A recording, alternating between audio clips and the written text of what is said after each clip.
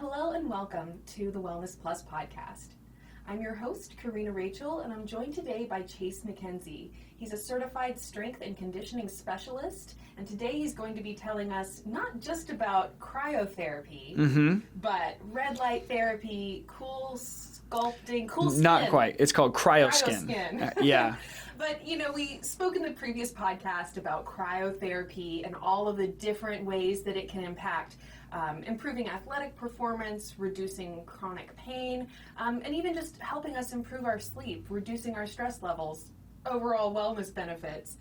And so you had mentioned red light therapy as this kind of new technology y'all are taking on, and that kind of branched out into the discussion of all of these different tools that y'all are using in US Cryotherapy. And I was just hoping you could kind of teach us a little bit about all of these different modalities. I'll shed some light.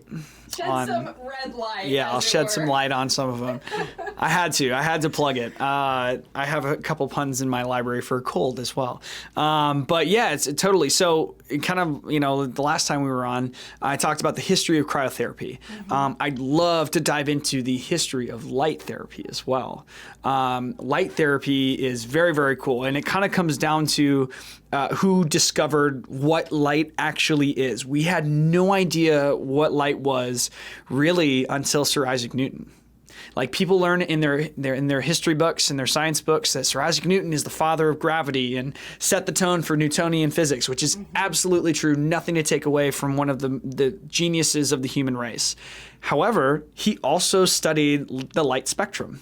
He was the first to actually figure out that light, as we get it, and going through a prism, can be, put out into different wavelengths that carry different colors of light, and that's where we get Roy G. Biv, right? And each of those light wavelengths is different sizes, right? And they travel at different speeds because red wavelength is longer and travels slower, whereas on the end of that, violet is a shorter and travels faster, right? Shorter wavelength travels faster. And then you also have things like near infrared and UV and things like that. Even just radio is a type of light. Okay, so light it comes back to Sir Isaac Newton. I have so much admiration and respect for him. And so when we talk about light and just how red light is used currently in the day for these alternative forms of health and wellness and pain and inflammation management, we have to take it back to light wavelengths, and we'll kind of touch on that in a little bit. Now, light evolved from the prism and Roy G. Biv into what's called light spectroscopy, and that is when you actually take a microscope and apply it to an actual spectrum, and what you'll see are spectral lines. Now, are you familiar with spectral lines? Okay, this is so cool. I love history lessons. So spectral lines are essentially gaps, okay, in the color spectrum, and they come up as like black lines, right? And what's wild is things emit and reflect certain light, okay? Certain elements, for example. Certain elements have different spectral lines, okay? So now all of a sudden we are not only knowing about light as it pertains to wavelengths and different colors and different corresponding wavelengths, but now all of a sudden elements reflect and absorb different levels of light. What things are absorbed, that's the spectral line, is what's absorbed, and then what it pushes back out is, what it can define. And you can actually see in the sky right now, you can look up at each and every star, and each star has its own spectral lines, right? And each of those can tell us what that star is consisted of. So that's kind of like the history of light spectroscopy. Now, when we start using it in the modern day for medicine and things like that, we've used red light therapy for years. Red light therapy is clinically backed by thousands of clinical studies, largely talking about skin improvement, reduction of pain, reduction of inflammation. Now, we currently are using what's called Joovv red light therapy. The company who manufactured it is Joovv, that's Joovv. Definitely recommend checking them out. These guys do red light therapy with LEDs. And we actually are using a red light therapy device that is not sauna. Because most people have heard of sauna, red light sauna, right? Infrared sauna. And infrared sauna is a completely different type of therapy. We don't actually have that. We have red light that emits specific wavelength frequencies for red and near infrared. So the red wavelength frequency is about 660 nanometers, and then the near infrared is about 860 nanometers. At those specific wavelength frequencies, they are absorbed by our cells and actually interact with our mitochondria and actually allow our mitochondria to increase their production of ATP. So in a nutshell, they supercharge our mitochondria in each and every one of our cells, improve cellular function in billions of cells of our bodies, and ultimately kind of supercharge our body. Do you know how that was discovered? Had an impact on the mitochondria? They started with targeted treatments. So I mean, this is back, I believe, in the 90s. They started supporting the clinical for red light, and the wavelength was variable at times. The way they started, I can't say why they started looking at mitochondria. That could be due to better energy, better cellular function. You're going to look at the workhorse of the cell, which is the mitochondria, right? So that might be why they looked at it. The way it's backed by clinical is at those specific wavelengths of 650 and 860 nanometers, you have increase of CCO activation. Essentially, that's C cytochrome oxidase activation inside the mitochondria, which ultimately reduces the oxidative stress of the electron transport chain. So that's a ton of words, right? And if you're not a bio major or exercise science major from college, right, that could be a mouthful for some of our listeners. In other words, when you have CCO interacting with mitochondria, it allows the mitochondria to go through more of the electron transport chain. Essentially, that's increasing ATP production better than anything else we have in our body, better than Krebs cycle, all of that stuff. The ETC is the best way to produce ATP in our cells. So if we're ultimately able to produce more with less stress and essentially fueling that little engine, fueling that workhorse to produce more energy and more of a better capacity for cellular function, you're going to feel better on a whole body scale. And there's so many benefits to go with it. Definitely. Well, and I mean, just on that one thing, that telling people that like you're going to feel more energy is enough on its own, but to really understand that every single cell of your body is now functioning at a higher level because it has more energy. It's able to, heal you faster. It's able to recover faster. You're going to be, you had mentioned at the beginning, like improving skin appearance and things like that. Just that, one visible aspect of seeing that the cells are literally able to do what they're supposed to do at a higher, potency, or a higher effect, quicker effect.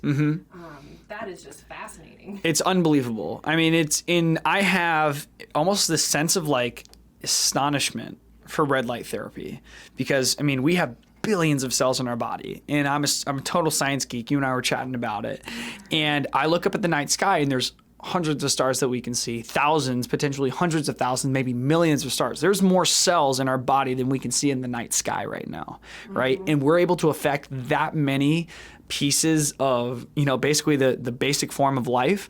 It's absolutely unbelievable. And when you're engaging in red light, it's completely safe, virtually zero side effects. And when you're improving mitochondrial function, improving cellular function, you're reducing pain and inflammation, you're improving skin tone, clarity, texture with increased collagen and elastin production.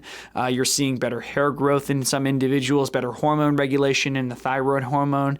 You're actually seeing increased testosterone in men. You see better hypertrophic gains for eccentric loading principles. You're seeing accelerated tissue repair, accelerated wound repair. You're seeing things like it just enhanced athletic performance, all from red light therapy. Wow. It's very, very cool. So can you speak a little bit, so the cryotherapy is actually a chamber that you walk inside. Y'all's is capacity of 4, so you can actually go in there with your friends.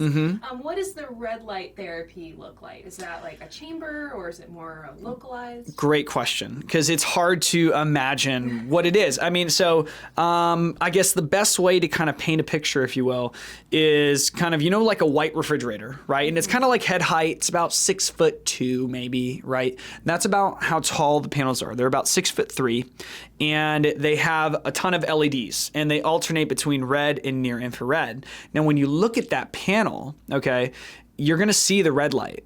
Okay, you're going to see the red light, but what you're not going to see is the near infrared. Because the near infrared's not even on our visible light spectrum. We can't see it. It's still emitting what light wavelength, which just blows people's minds, by the way. They look at it and it's like, there's no light coming out of it. Trust me, there's light coming out of it. And there's about 2 panels, okay? So you stand in front of one, you have one behind. And in order to appropriately dose the amount of red light, essentially the amount of energy you're pumping into your body, you need to be within 12 inches of each panel, okay? Now, when you're talking about dose of red light therapy, it comes down to what's called irradiance.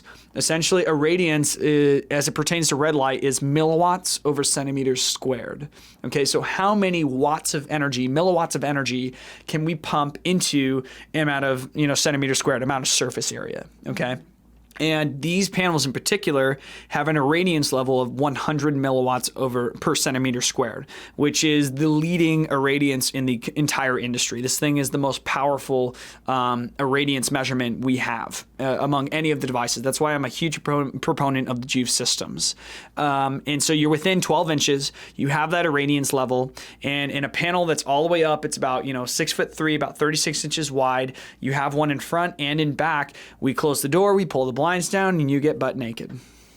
And you just let it, you absorb all that red and near infrared light. It gets a little warm, but that's because the electrical panels are generating heat just from being on. The light itself is not what's causing the heat. So that's a huge difference between infrared sauna, for example, than the red light therapy. So we essentially have a changing room. And you have a panel in the front, panel in the back. You put your phone on, maybe listen to our podcast, right?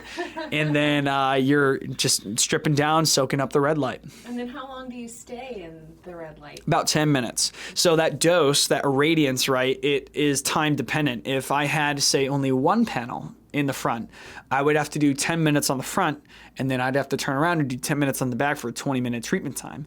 As far as time goes, time is of the essence for every individual is looking for recovery. They're looking for something that's quick, effective, and, it's not going to eat up their entire day. This is, front and back panel, 10 minutes. It's all that you need. Wow. And then do you do it in conjunction with the cryotherapy or instead of cryotherapy? How does that work? So it works both ways, always, and by itself as well. So before I kind of tap into how to pair it up with cryo, I want to first try to explain how you're really treating yourself with red light therapy. You have to think of yourself like your phone battery. Okay. So let's say you're at 50%. Your cells are running at 50%. Your body is depleted 50%. When you go into that red light room, you're supercharging your mitochondria, supercharging billions of cells, and ultimately supercharging your body back up to 100%. You're going back up to full charge, and you're feeling ready to go afterwards, okay? And then you're getting all the other benefits as well. The tangible benefits of red light can vary from day to day, but it also tells us that you only need one treatment a day. You really only need to charge your phone once a day if you're using it conservatively, right? So for those that are just completely depleted at the beginning of the day, maybe they start out at 10%, charge them up to 100. They should be good for the rest of the day. And then they might do it again in the evening, depending on if they, again, get depleted, right? Most folks are doing red light at the end of the day because they are so depleted by the day, they're using red light to recharge their batteries. Okay, so that's the first way to kind of think about how you're using red light, and it's completely safe to do every single day. As it pertains to cryotherapy, it synergizes unbelievably well with cryotherapy. It's actually one of the primary reasons why I actually wanted to bring it on as a service at USCryoTherapy is because we commonly engage in contrast therapy to flush out inflammation, flush out any sort of toxins, whatever it may be. Right? We go from cryotherapy, and like we talked about in our last podcast, we go from cryotherapy, we actually go straight over to vibration plates to promote circulation, promote lymphatic drainage, to promote blood flow following cryotherapy. We constrict blood vessels with cryotherapy. We want to dilate them again with vibration technology. Well, now we have the pinnacle of blood vessel constriction in cryotherapy, and then now we have red light therapy, which is an unbelievably good blood vessel dilator and enhanced circulatory mechanism. You actually go straight from the cryotherapy chamber, skip the vibration. You just go straight into the red light room, strip down butt naked, and you absorb that red light for 10 minutes, and you will feel unbelievably good. Unbelievably good. That is insane. That's how they combine. Of course, you can do red light by itself. You can. And it's actually a great service to have for us, for those that are precluded from using whole body cryotherapy, right? There's a whole list of contraindications for cryotherapy, including various heart conditions, kidney conditions, COPD, previous history of strokes and things like that, and various cold allergy conditions, in those kind of things with red light, because there's virtually zero side effects. Anybody who's still looking for better joint pain and muscle pain relief or inflammation relief, they can use red light when they may be prohibited from using whole body cryo, and it produces very, very good effects.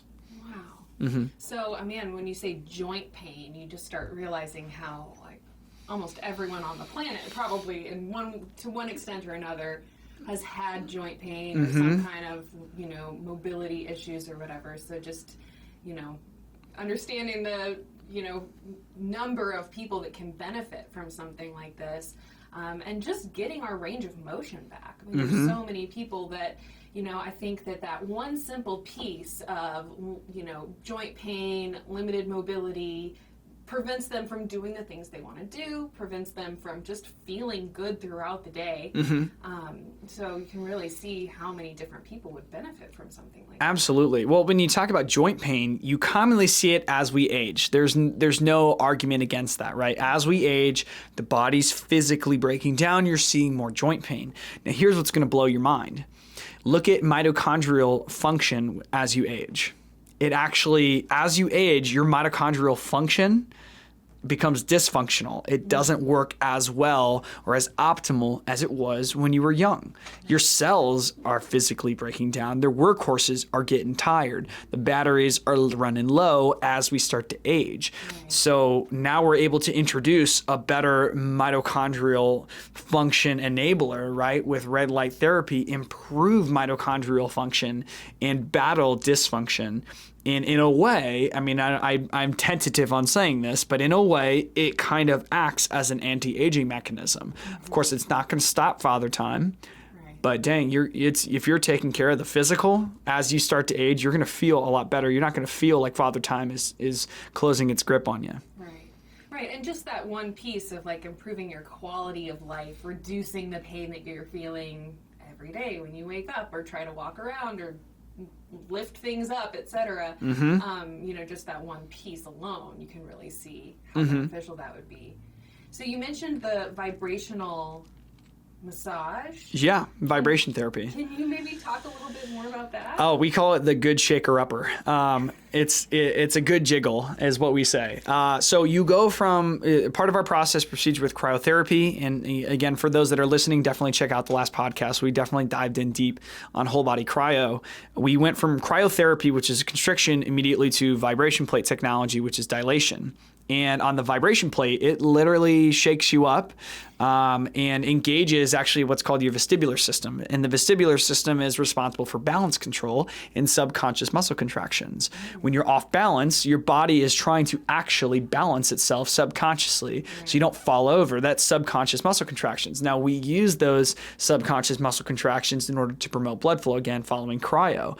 It's also incredibly beneficial for lymphatic drainage as well. So the vibration plates are largely to loosen things up, get that blood flow going after cryo, rewarm the body because you're nice and frigid after cryo. And then we also offer two other massage vibration modalities. The first of which is the Theragun vibration device. So Theragun, in your mind, can picture like a power tool. Okay. And it's, you basically click the on button and it's just this percussive vibration back and forth. And you apply it onto the skin to break up muscle tension, adhesion, break up scar tissue, promote circulation in the area, promote lymphatic drainage on specific sites, break up knots. Very similar to how normal massage practices are. However, they use a very specific frequency for their percussive device. You're actually introducing about 40 percussions per second. Really, really fast per second. And what's wild, and this again, it's really hard to picture it. People who are listening, try to picture this. You have 40 percussions per second. You slow that down, and each individual percussion is so quick, it actually impacts the skin, lifts it up just enough, off of what it currently is. I mean, we're breaking up muscle tension adhesion, breaking up some of that stickiness between fascial fibers that are overlaying muscle fibers. We're breaking that up to promote circulation into the area. That's why those percussive vibration tools are so effective at breaking up those knots and those tensions. So that's why we introduced Theragun. It's so great on the traps, the rhomboids, the subscap, lats, low back, or spinal erectors. It's so fantastic. That sounds amazing. And then, so that's more of a localized. That's more of a localized. Now, of course, we offer the hydro massage as well. That is a pulsating frequency. It's not just massage, like the Joe Schmo mall water massage. And you look at it and they close you in that kind of tanning bed water massage. It's very, very different. You actually lay on your back and it's a water bed, okay?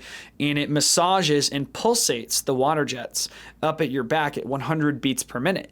And that frequency and that pulsation, again, kind of coming back to a little bit of percussiveness, a little bit of vibration, a little bit of pulsating effect, that pulsation is clinically proven to enhance circulation and lymphatic drainage. So now we have two things that are promoting circulation following cryotherapy. We actually like to use Theragun prior to cryotherapy as well. Because if you're breaking up all that muscle tension adhesion, breaking up some of that scar tissue, you have all this kind of waste buildup in the area, maybe a little inflammation in the area, go in and cryo, squeeze it out, flush it out, so that way you're eliminating that knot. Yeah, no, that makes perfect sense. Very cool. And then, so we talked about cryo in the last podcast. So we've touched on red light. We've touched on the vibrational hydrotherapy. We touched on the, what was the name? Normatec compression boots. Normatec. Yeah, Okay. The compression boots. Those are wild. So Normatec compression boots are widely used in the athletic community. But for those of us that know someone that may have been in the hospital with a cardiac condition, they actually apply compression boots to people in the hospital to help promote circulation in the lower extremity following various surgeries, right? That's actually where the compression technology originated from. Normatec applied it into an athletic regimen where basically you zip up these boots. They look like space pants, okay?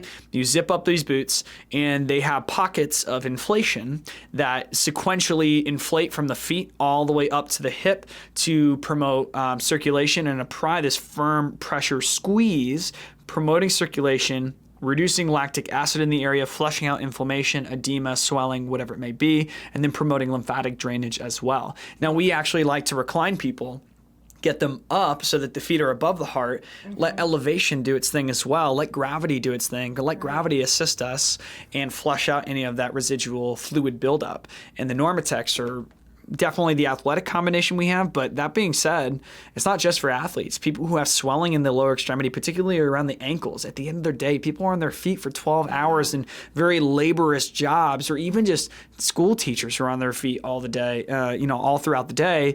They're benefiting from things like Normatec. People who struggle with poor circulation in the lower extremity and they just can't, they don't have a good venous pump return, and they have all this excess swelling in the lower extremity. Flush it out, squeeze it out, literally, and it helps every single time. Wow. Yeah.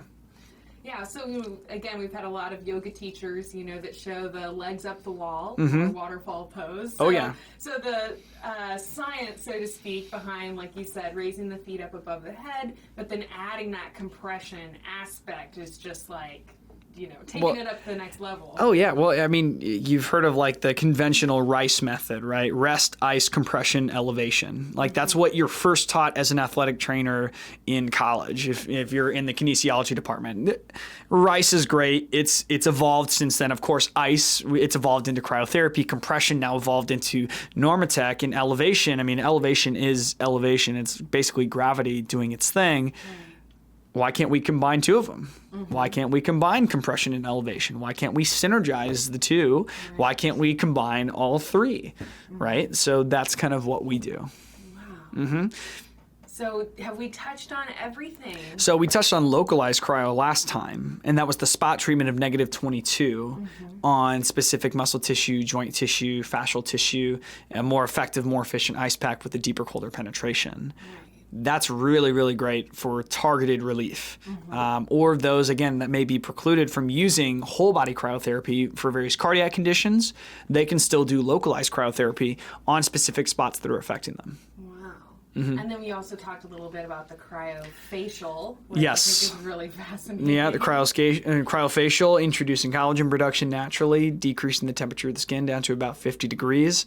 Very, very potent collagen production, rejuvenating the face and flushing inflammation out. And actually, I completely spaced on the last podcast, but we actually have witnessed and observed better inflammation relief and sinus relief from allergy season here in Austin. That was surprising. That's not something we're taught to do with the cryofacial, nor is it backed by clinical. But again, it's kind of things we're discovering like every day. There's always something new to discover and observe with clientele as we treat millions of people in the United States.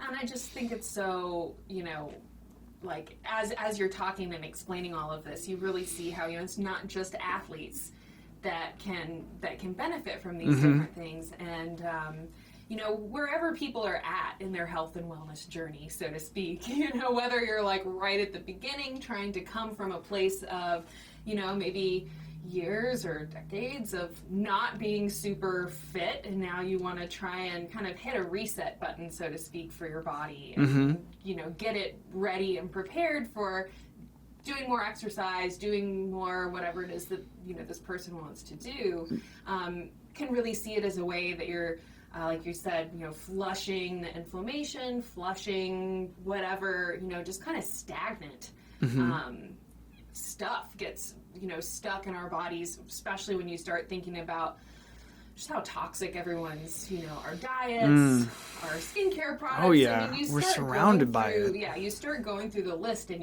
it's almost like, man, how is anyone healthy with all of this? It's wild. So being able to see something that is going to help you, purge all of those things. You talked about the lymphatic benefits of the vibrational massage and stuff like that. We know that lymphatic system is really key in getting rid of those toxins. And I think for a lot of the people out there that are living with, whether it's a chronic condition or maybe it's just general, pain, fatigue, lack of energy, whatever, like we're just really bogged down by toxicity. And so you can see how, even if it's not the athletic performance part that you're going for, just this element of helping get the cleansing of your blood through that constriction of the blood vessels, but also pumping that lymphatic system to get rid of those built up toxins that most of us have been accumulating for a really long time.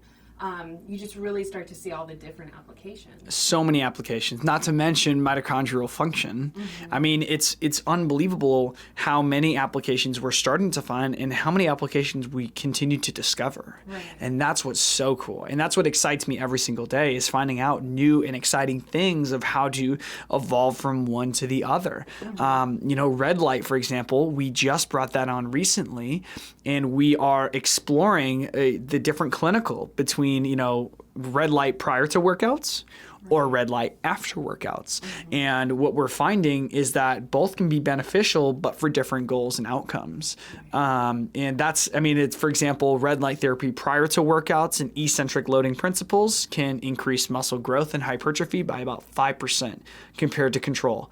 That's unbelievable. Then from a post-workout perspective, you're getting that restoration of the mitochondria. You're getting that increased energy. You're flushing out some inflammation and actually promoting circulation inside the body, and it's unbelievably rejuvenating after workouts.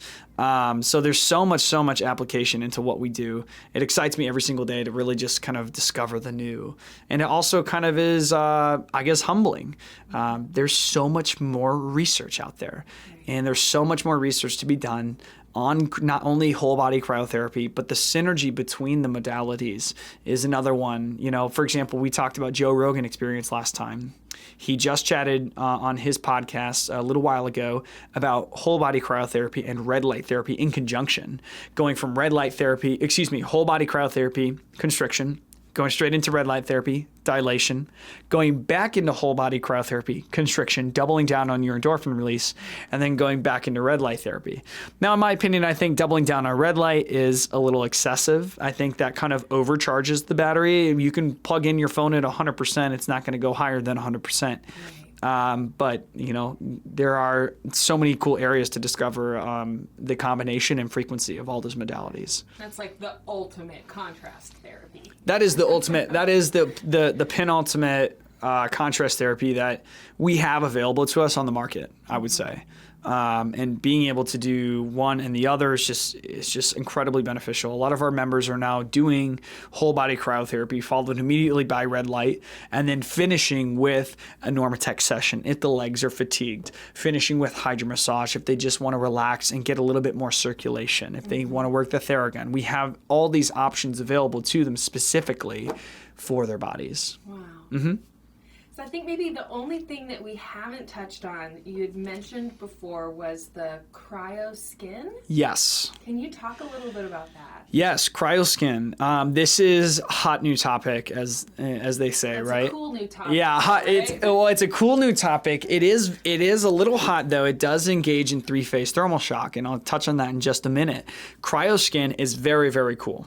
Cryoskin is a targeted fat loss treatment that is non-invasive. It has minimal side effects, and we are seeing results of a targeted fat loss of about 38% in a targeted area. So that could be the abdominal region, 38%, love handles 38%, wherever the spots are, and we're able to treat those spots over a progression of 10 weeks, and we engage in what's a process called cryolipolysis, which essentially is applying extreme cold, so about -4 degrees Celsius, to the skin to damage and the adipose, lipo. Okay, so you're applying cold to fat tissue, damaging the fat tissue in order for the fat tissue to undergo its self-destruct mechanism called apoptosis. And then lysis is essentially that destruction of fat cells. So cold fat destruction is cryolipolysis. And basically over the treatment course, you are applying heat first to warm up the tissue, get blood flow going, applying the cold, applying the pressure massage that accompanies the treatment protocol. Finish up with heat, and in order to, again, promote circulation in the area again, loosen everything up, and then allow the body's natural macrophages, essentially it's trash men, to pick up the trash, dispose of it in the lymphatic system, and you excrete out your fat cells. Wow. Goodness gracious. It blows the mind. Like it really does. I didn't think there was anything like it. And with my background being heavily involved with clinical and exercise science and biology, I mean, it's such a strong foundation for me. I always look for the clinical. And cryolipolysis is backed by clinical, no question about it. Cryoskin is such a new treatment modality. It actually came from France.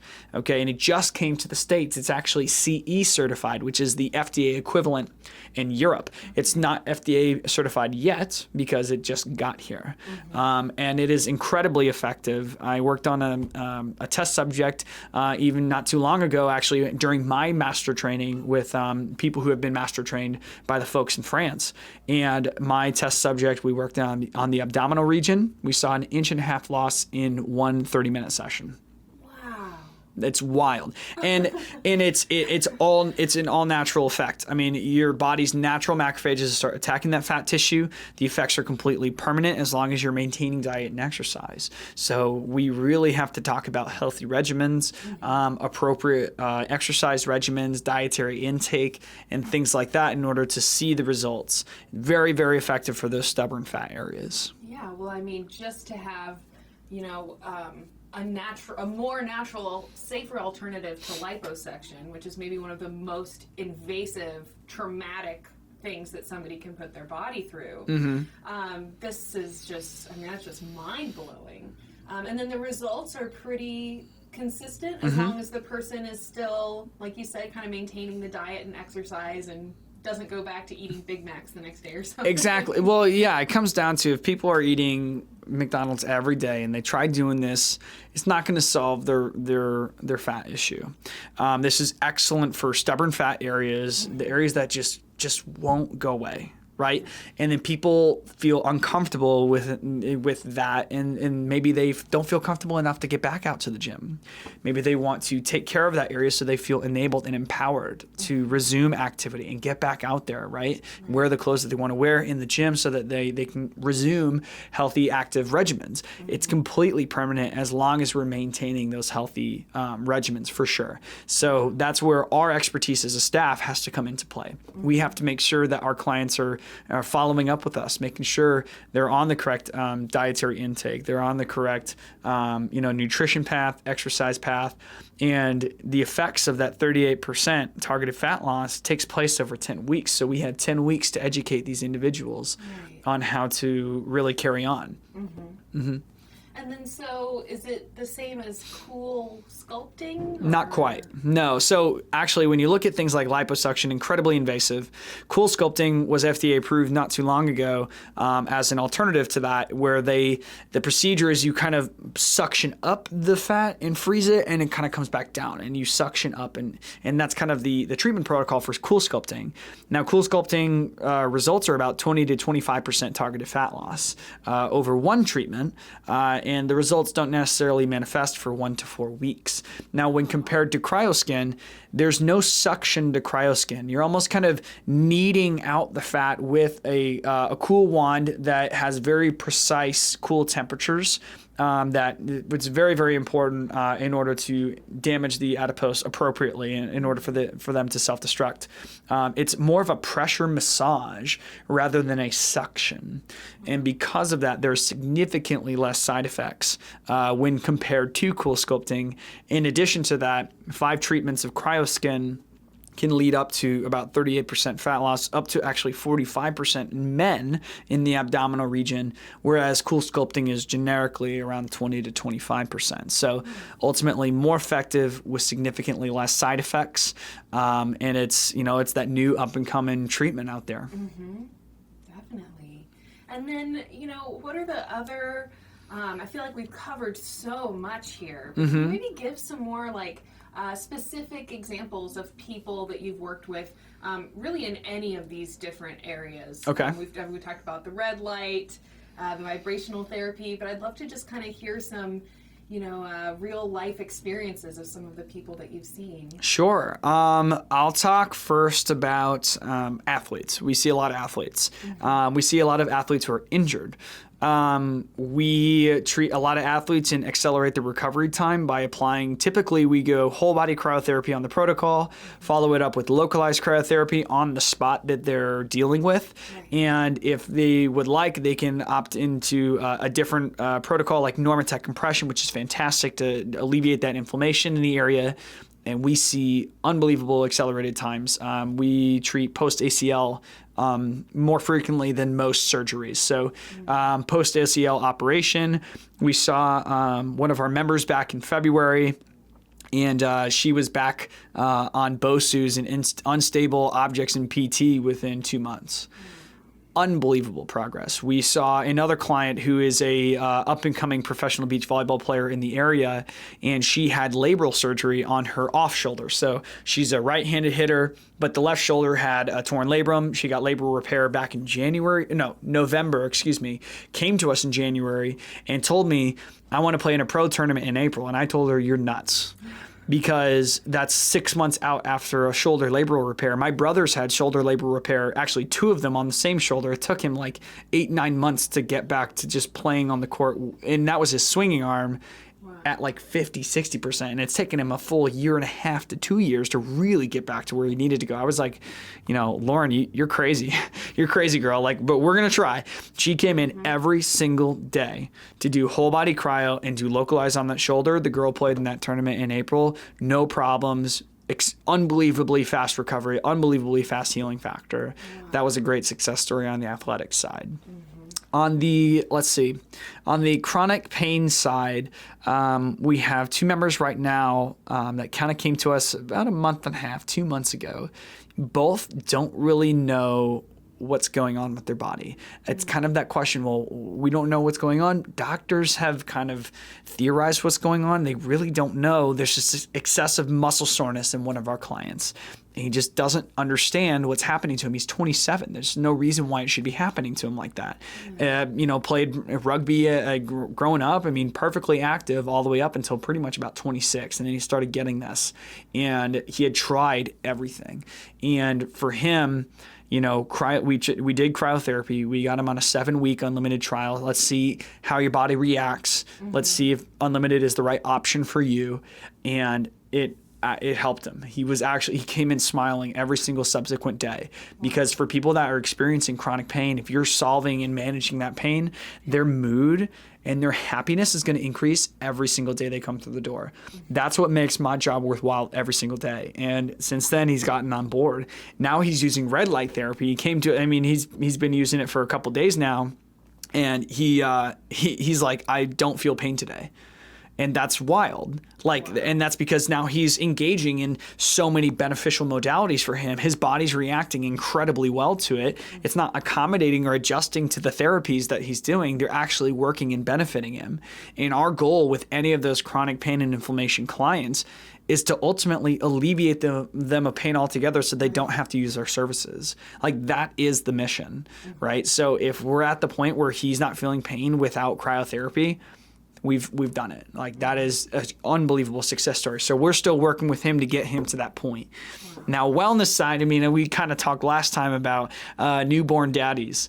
And those guys, I'm not a father yet, but I can imagine it's quite difficult having, a newborn wake you up in the middle of the night and completely throw off your circadian rhythm. I can't even imagine being a newborn mother and having to feed during those times. It's unbelievable how sleep affects folks with new babies. And we've seen incredible sleep improvement with a client that's been with us since December, and he's been coming in 4 or 5 times a week. And granted, he's active. He works out. Recovery is part of the regimen with cryo, but he comes for the sleep improvement. That is his big thing. And it's unbelievable. I can see how refreshed he looks the next day. And you talked about how all the amazing benefits come from better sleep cycle, better REM cycle, more lucid dreams, deeper sleep, right? If we're able to achieve that with cryo, the effects coming off of that are just going to be so substantial and impactful. And that's really powerful as well. Right. I think there's definitely just that, kind of synergistic effect when you really start getting the body to function at a higher level. You're going to start having all of these little domino effects that start to come in, and maybe the unanticipated benefits that you start to notice, I didn't realize that I was gonna recover faster, that I was gonna when you get into that discussion of mood and hormones and how the body responds to a stress response, how is our temper? How is our reaction to stressful situations? All of those things that become very real in our day-to-day life and our day-to-day sitting in traffic and all of these other things that, you can see where you're going to have all of these other benefits starting to come into play, and it just lifts up your entire quality of life. Oh, yeah. I would call that human optimization. Yeah. That's what it is. We're finding ways to completely optimize how we function every day. In a world where we are constantly active, we are constantly learning, we are constantly absorbing all types of information at all hours of the day, and are expected to do so almost nowadays, right? We almost need that assisted recovery and optimization of how our body reacts to those things, how our body effectively deals and manages those things. In order to do that, there are things like cryotherapy, red light therapy, all the other modalities that we offer, including compression. That's where we see immense improvement. Right. Coming from your background in strength and conditioning, and really looking at, how the body responds when you put it under more stress. How do you get the body to respond better or respond with, more, faster recovery, muscles getting stronger, all of that. I would just imagine that whole recovery piece is not only maybe the most important, but it's the most overlooked and skipped over. Oh, it's 100%. Don't take the time to recover. Don't do these different practices or whatever to like just support your body. You know, we're always going 100 miles a minute, only thinking about the next thing we need to do. So just having, you know, this entire, you know, now you've got a big realm of different modalities y'all are offering. But I love that it's all just based around this one simple concept of helping your body recover. So that it can do all of these other things better. It's such an important pillar of our daily lives. Whether you're active or whether you're inactive, recovery is still a thing. The biggest example I can actually state of that is actually in the esports industry, which you see professional gaming. I mean, professional gaming is now $1 billion industry, and you have guys that are classified as professional gaming athletes. They sit at a desk for hours on end. They need recovery just like everybody else. They're not active in the sense of a football player, but they have to have postural activity. They have to have hand-eye coordination and reflex activity, things that are constantly taxing their central nervous system on a screen that's emitting blue light, for example, right? Which in blue light is tons of evidence to say blue light actually disrupts sleep patterns and actually causes higher cortisol levels and things like that. So these esports athletes are still people that need recovery just like any other football player. They still need circulation. They still need inflammation management. A lot of e-gamers suffer from carpal tunnel, for example. So there's all sorts of applications, whether you're an athlete or a non-athlete. And kind of touching on what you were saying about how recovery is so overlooked in the fitness industry, when you start learning about fitness programming, you hear this acronym. It's called FIT. F-I-T-T. Frequency, interval, time, and type. Okay, so frequency being how many times a week are we doing this? Interval being, okay, well, what is the particular interval we're working with? Are we working with a 2-to-1 interval, for example, for runners? Are we working a 1-to-1 interval, depending on the energy system that we're loading? What time of the workout? How long should it be? Should it be a 30-minute workout? Should it be an hour-and-a-half workout? And then most importantly, I would say out of all of that acronym is type. What type of workout are we doing, right? Are we doing ones that coincide with the energy systems we're employing? So for example, in sports like basketball and football and volleyball, very explosive activity. How much power can you generate in a little amount of time? The type of workout regimen should reflect that, similar to endurance runners, right? Endurance runners should engage in the type of activity of prolonged stress and endurance, so little power over long amounts of time, right? And so engaging in different types of treatments and protocols and things like that for exercise regimens, but there's no R in that FIT. They completely left it out. So frequency kind of does it. It's like, okay, maybe we'll go 3-4 times a week, but what are you doing on those off days? There's nothing that we're taught really in the fitness industry, particularly for professional strength professionals. We are not taught that much about recovery. We kind of pick it up as we go. We have to do continuing education. As soon as we graduate, you get your certification, whether that's a CPT, CSCS, then you have to go find a foam rolling certification.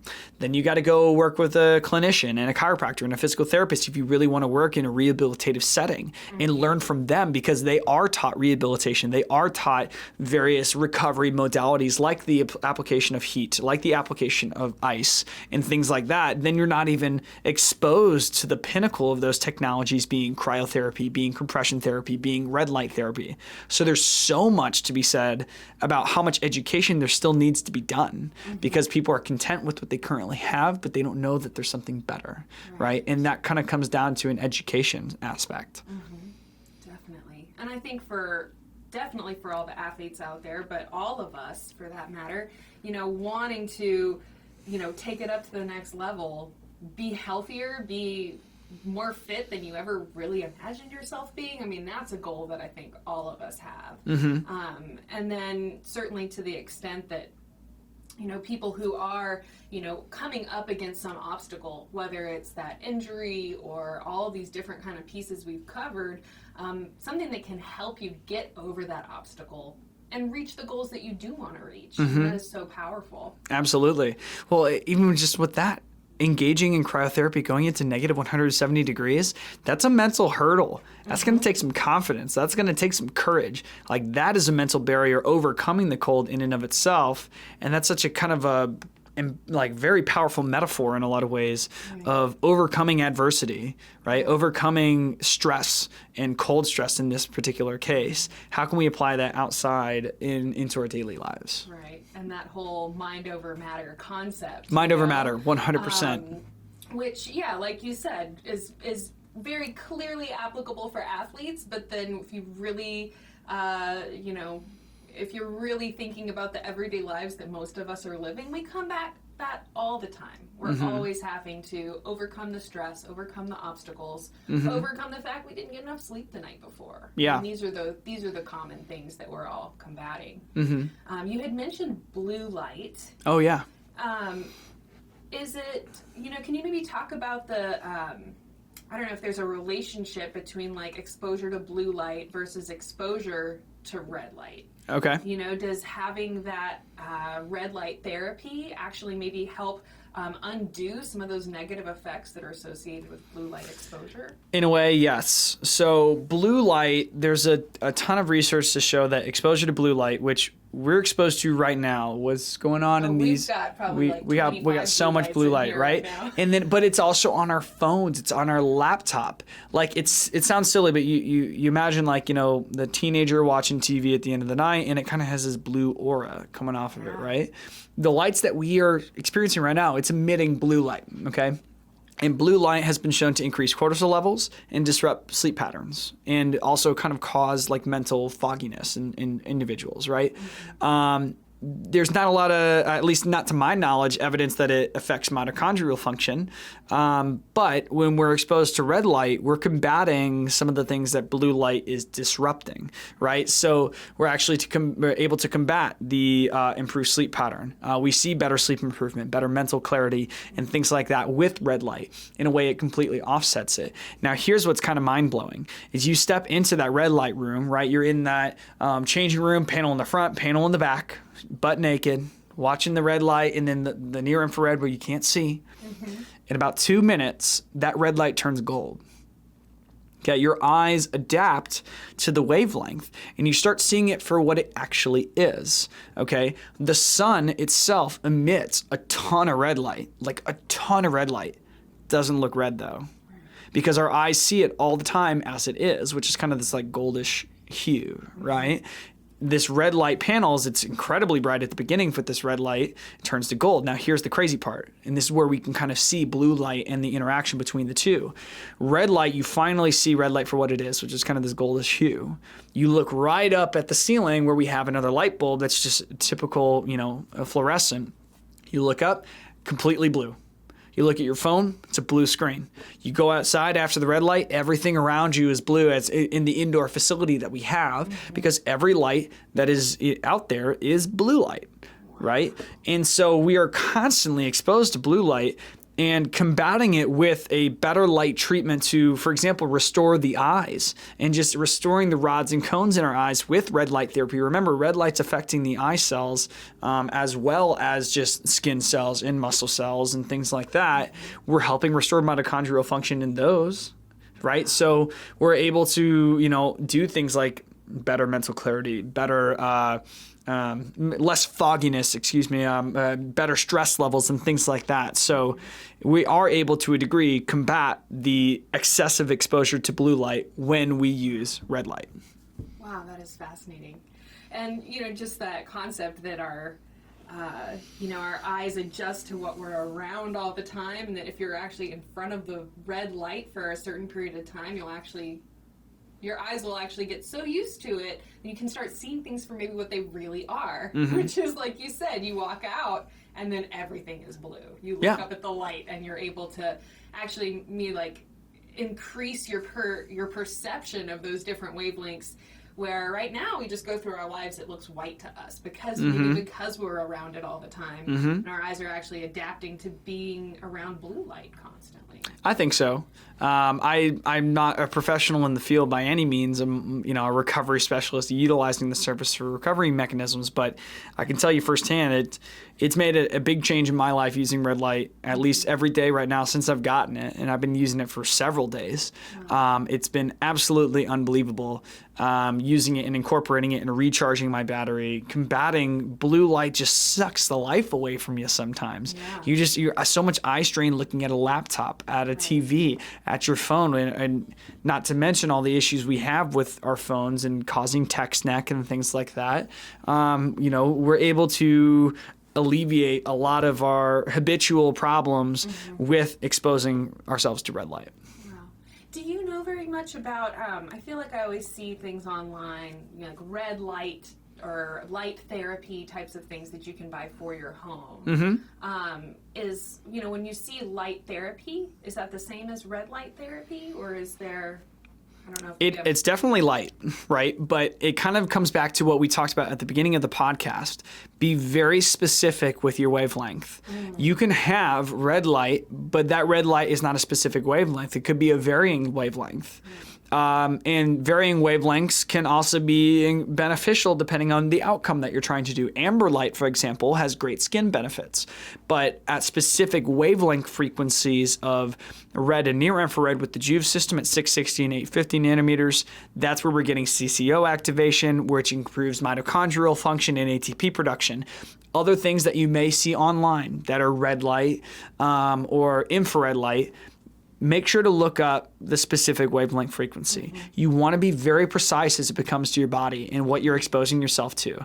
A lot of those devices don't necessarily have LEDs. It requires manual install. You could buy like infrared lights at Home Depot and stuff like that. Like, you got to be super careful. And at the end of the day, leave it up to the professionals in a lot of ways. As it pertains to infrared and things like that, I would definitely do a little bit more research on where the product's coming from.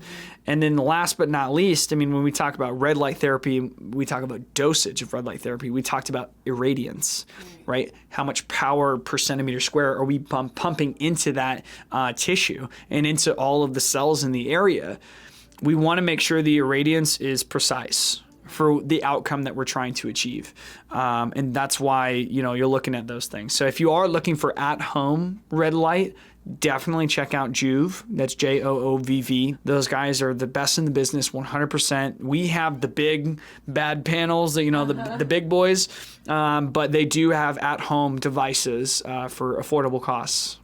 Wow. That is just fascinating. And then, can I ask, what is your personal regimen? So working in USCryoTherapy, I love it. Are you like hitting up the cryotherapy chamber and the red light and the vibrational massage? Like, what is your a week in the life of the nature of a business owner is that you wish you had time to do more things. It being there, my go-to regimen right now has been whole body cryotherapy and Normatec compression. Love it. Great for the legs, especially as a jumper and a volleyball player. It's been fantastic. Now incorporating red light into it, I want to take a moment from compression. I want to really discover how my body reacts to whole body and red light in conjunction. I go straight from the whole body chamber into the red light. And I like to do that at the end of my day because I'm depleted. My battery is completely drained. I want to recharge it back up. And I feel freaking great going back into the rest of my evening, which is fantastic. That's my current regimen. In a perfect world, I would go whole body cryotherapy to red light therapy, probably finish up with some localized cryotherapy on the shoulder. I would do vibration technology. I would actually probably plank on a vibration plate, engage a little vibration more in the upper extremity and the core rather than the lower extremity. And then I would finish with Normatec, and that would be my regimen.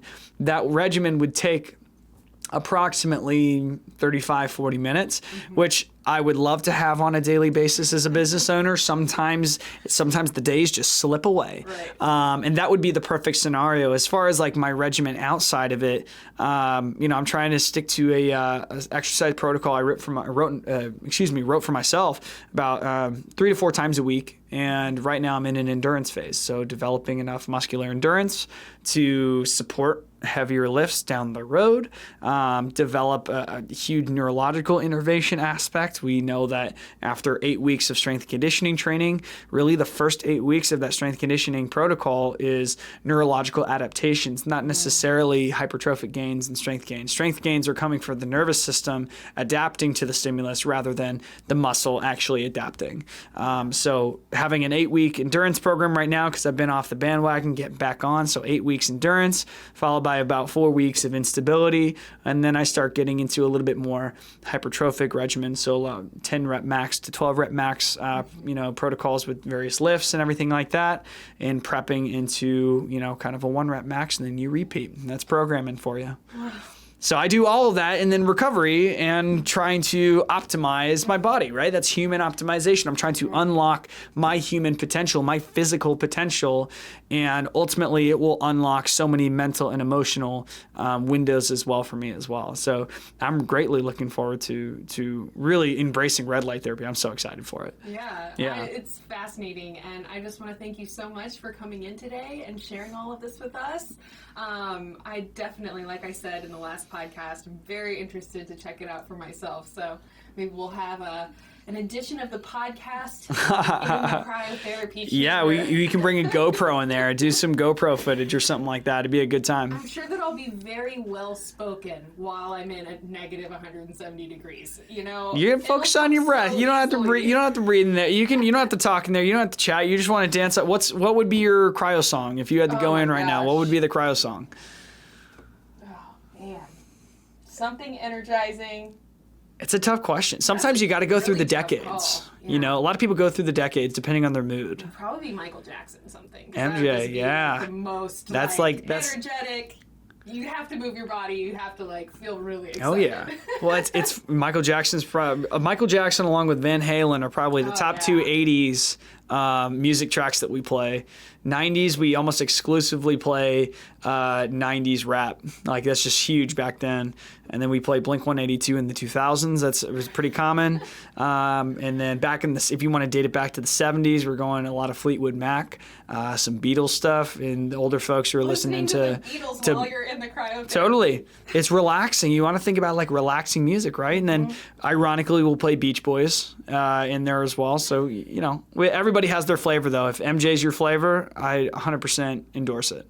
Definitely. Well, I will definitely have to try that out. Chase, thank you so much for coming on the program. Thank you again. Thank you so much. Can't wait to have you back again soon. Of course. Thank you so much, Karina. I want to thank all of you for listening. I hope that you will check out USCryoTherapy if you want to find out about any of these awesome modalities we discussed in this podcast. We also have a previous podcast all about cryotherapy if you want to check that out as well. Remember, you can find the video version of this podcast on WellnessPlus TV, along with hundreds of other health and wellness videos.